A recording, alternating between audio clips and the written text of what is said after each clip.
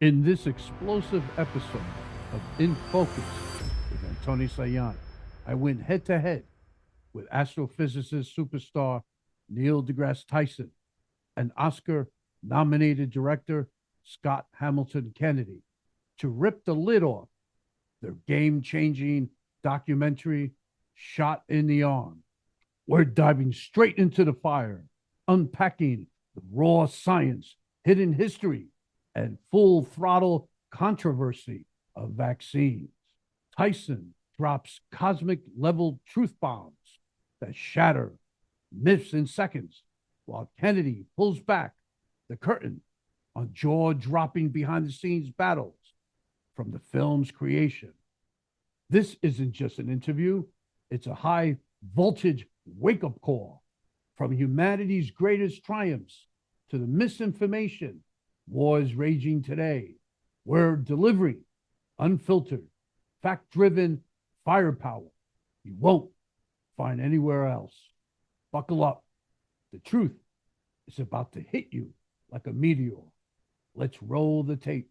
Shot in the Arm is a fascinating and eye opening film that takes us on a journey through the past, present, and future of vaccines. It shows us how vaccines have saved millions of lives from deadly diseases like polio, measles, smallpox, and COVID-19. It also shows us how vaccines are developed, tested, and distributed around the world. And it addresses some of the myths, fears, and controversies that surround vaccines and their safety. My close friend, the legendary filmmaker Ted Kotcheff, who's now 92, significantly influenced my decision to get vaccinated during the pandemic. He recounted a childhood experience where polio vaccine saved his life, emphasizing the importance of vaccinations throughout his life. Ted's wisdom and resilience, having overcome various challenges, convinced me to take the COVID shot for my safety and the community. Your documentary, Shot in the Arm, which focuses on vaccination stories and the history of vaccines, can dispel fears and doubts. Thank you for being on this show, and I hope that people can gain insights into the true importance of the vaccination through your film and personal experience. So thank you for being on this show. And I know Ted. I actually know Ted Kotcheff. I haven't talked to him in years. Yeah. I have to get him the film. Yeah. And by the way, with that introduction, we're done with the interview. Let's go have a beer. I don't know what else to add to that. How do you know? How do you know Ted? How do you know Ted? Oh, I met him in my building years ago. We used to pass in a corridor for many years, and I was in the entertainment business. So the funny thing is, the doorman goes, "Hey, Antonio, don't you know who that guy is?" I goes, "No." I said, "That's Ted Kotcheff." I knew his work. So to make a long story short, I left my business card, and he's the former executive producer of Law and Order Special Victims Unit. He gave me a call 2 days later. We had breakfast. Yep, that's him, regular guy. Yeah, beautiful. Since then, boom, we connected. So love it. Thank you. I got to reach out to him. I might want to confirm an email address with you after this, Annie, but go ahead. Sure. So here we go. What inspired you to make a documentary about vaccines and vaccine hesitancy? Sure. It was the surprise of seeing in 2019 that there were record-breaking measles outbreaks in a few pockets of the United States. Here in New York City, there was a state of emergency, Washington State, all across Europe. And I did my probably 20-minute Google search to say, where are we with the history of measles and the MMR vaccine in the United States? And in 2000, we'd almost eliminated measles from the United States. So how did we go from almost saying completely eliminating it to seeing these outbreaks? And I reached thousands of cases in very specific pockets that had been targeted, as I learned when I first reached out to Dr. Paul Offit, who informed me, Scott, this is happening because there are a handful of very clever disinformation merchants, anti-vaxxers, who convinced parents, scared parents into thinking that the MMR vaccine was dangerous. And that got them to not to get their kids vaccinated, and that lowered vaccination rates, that lowered herd immunity, and we saw these outbreaks. So that was the light bulb moment of how can this possibly be happening? Right. And let's tell that story. So I met Dr. Paul Offit. He introduced me to Dr. Tony Fauci and Dr. Peter Hotez and on the pro-science side, but I wanted to tell the story of who are these disinformation merchants too. So we put the camera in front of the OG, Andrew Wakefield, and his fraudulent study that started all the scare around MMRs. Del Bigtree, who is one of the largest presence on social media and the interwebs. And now the sort of top of the pyramid is Robert Kennedy Jr., long before he threw his hat into the ring, first as a Democrat and now as an independent. And we filmed For president of the United States. President of the United States. And we filmed with all of them, and we thought we had a very interesting and timely and fascinating and complex film. And then COVID happened, and it really went to this other place where it took us a long time through the process of filming and editing to see that it really became a film about the social contract. What is our responsibility as an individual, not just to ourselves, to our family, to our neighbors, but to our entire community, our state, our country, and the planet, and how fragile our relationship is with the social contract currently. Sure. How did you approach the topic from a scientific and historical perspective, Neil?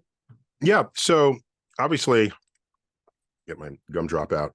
I claim no medical expertise beyond what I just read like everybody else does. And so my relationship to this was principally as script advisor, but also later as executive producer, realizing that I had more to contribute to the visibility of the film than just helping him like today adjust scene sequencings. Or there's some scenes that he had, for example, where a claim was made scientifically, and I said, Scott, you got to put a chart in there or something beneath that, because bring it home. Bring it home. And there it is. And there are ways to do that. You can draw one in real time swiftly so that you can see the movement of the data or others. Just had your hands No, down. I felt as an educator, as a scientist foremost, but also as an educator, there were ways I can contribute to this. Now, the history, I think we could all dig up the history of vaccines. It's very well documented, and he didn't need me for that. But just in terms of how the science got attached to his storytelling, so that you don't bog down in the science, because then it's taking your medicine, right? Oh, I got to watch a documentary. I got to learn something. Read a study. Yeah. So this documentary lands differently, I think, from a traditional documentary because of how strong the human element is, how compassionate it is with those who have been taken in by anti-science sentiments that are out there. And so I saw that as my role. Yeah. I think I fulfilled that role. In the film, what disturbed me was Robert F. Kennedy Jr., his statement when he said, anyone who tells you, trust me, and he's talking about science, you shouldn't trust them. So in my mind, I'm thinking, I'm an engineer. I'm an aerospace engineer. I graduate before the entertainment business. So I build jet propulsion rockets. So this was my thing. And is that a B-29 behind you on the wall? Yeah. Well done. Yeah, my office is full of portraits of planes. So it's just my thing.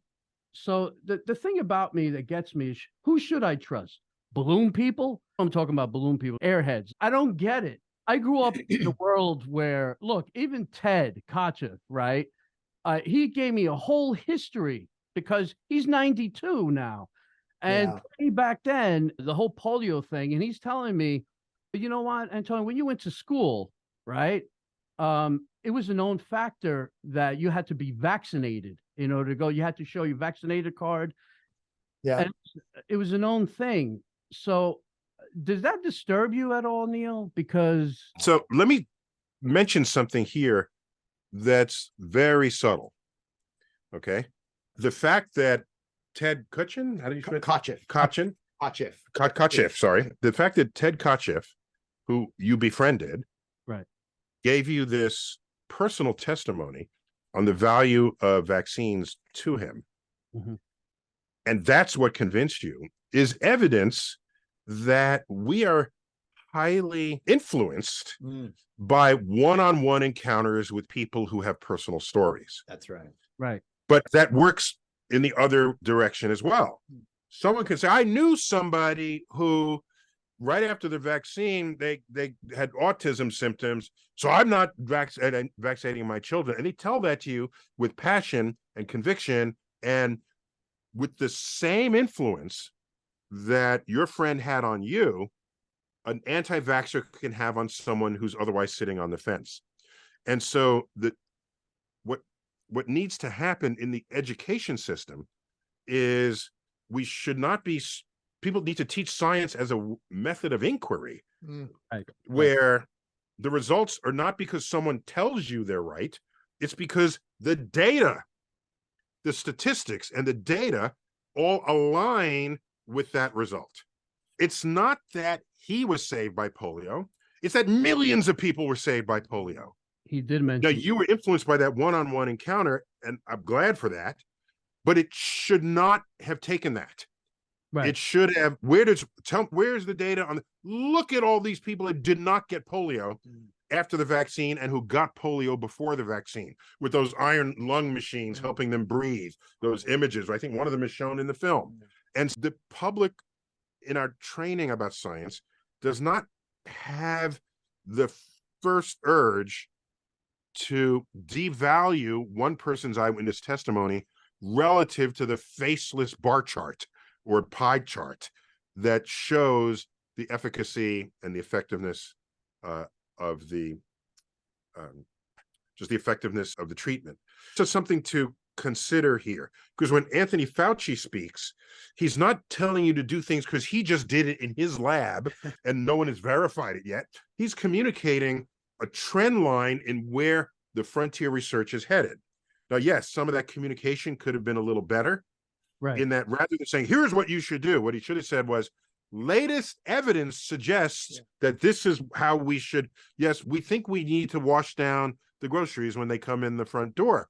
We are still working on this. Stay tuned. We will give updates in a week. Yeah. That's how that should have happened rather than make declarations.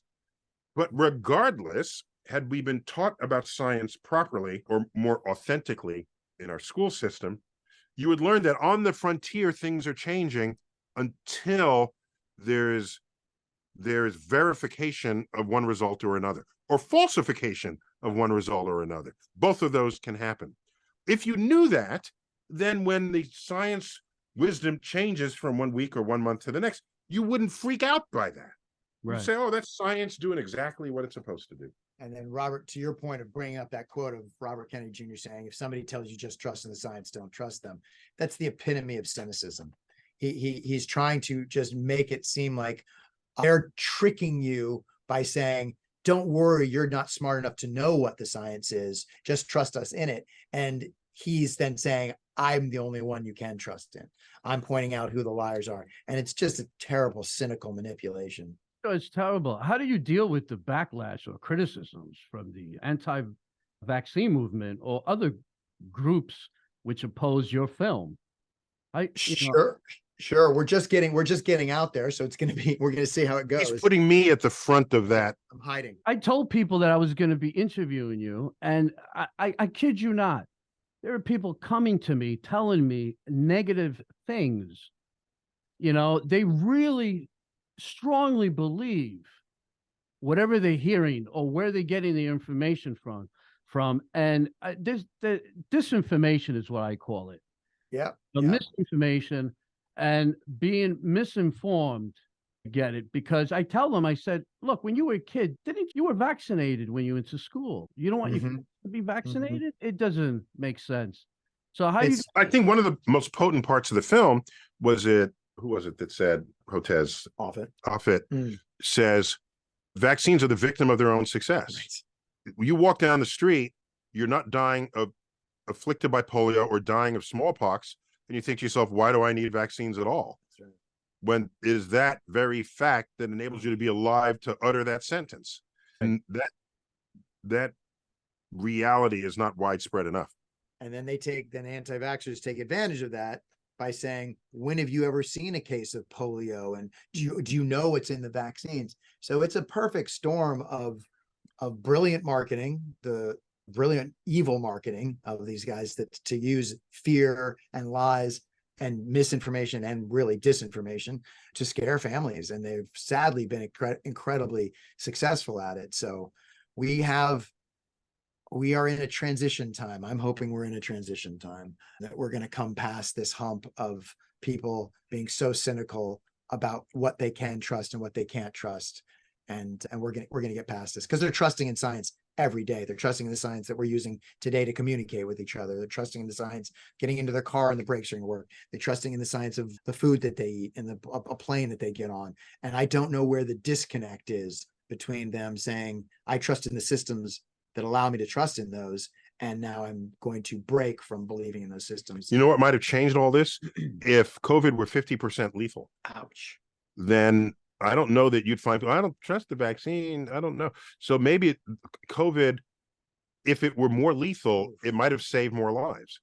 Right. When you, in the curious way that those kind of statistics work, Yes. right? If it's especially lethal, then people are motivated to not die and higher vaccine rates, and then it might have spread much less. How many millions of people died after the vaccine was available? After available and chose not to take Right. it. Wow. You know, it's funny, but in the film, Robert F. Kennedy Jr. speaks, and he even says that his own kids, I believe he said that are vaccinated, correct? Did?